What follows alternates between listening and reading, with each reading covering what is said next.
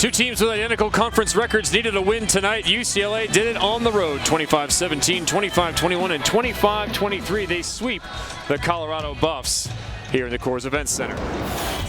Hi everybody, Kevin Barnett with my partner Holly McPeak. And Holly, this was a match both teams had to have, and it seemed like UCLA just won all the close points. Well, they did the little things, the covering, the winning the long rallies, and they really served well and put a lot of pressure on Colorado. A player who's making a case for Pac-12 Player of the Year, maybe National Player of the Year, Karsta Lowe, was huge as usual for UCLA. 8 kills in that third set comeback.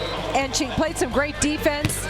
Ace from the service line, but 18 kills, hitting 325 on this match. She averages 6 kills per set and does so again, coming up with some big swings for the Bruins.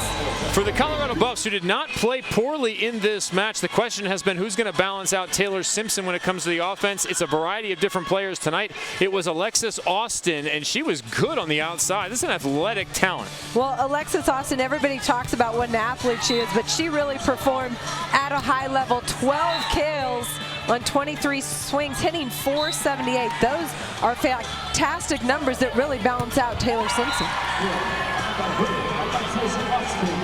This was a closely fought match. As we take a look at the stats in this match, it was very close, even in those 2 sets that UCLA won. And then in the third, it was a lot of Colorado. They led until the 15-point mark where UCLA tied it, and then it was close to the end.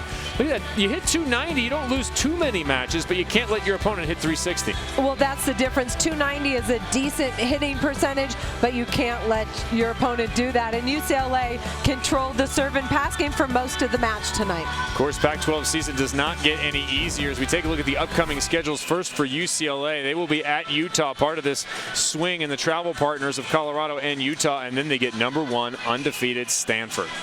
Yeah, you know, their schedule looks pretty good. Utah on the road is tough. Stanford, at least they get them at home on the campus of UCLA. Finally, they're back on campus, and they still have Oregon ahead of them, and Oregon State, who's a feisty team who can give teams fits. We skipped over Cal, but you can't quite do that. They are winless, but they have taken some teams on some really tough trips in matches. So look at Colorado's upcoming matches, and it's USC next, then #2 Washington, who, by the way, also undefeated. Well, 3 very strong ranked opponents, but I'll tell you, USC is going to have a hard time coming into this gym on Sunday. That's going to be an interesting match to watch. You see that Pac-12 Networks has many of those matches. We have you covered on Pac-12 Networks if you are a fan of NCAA women's volleyball. So that'll do it.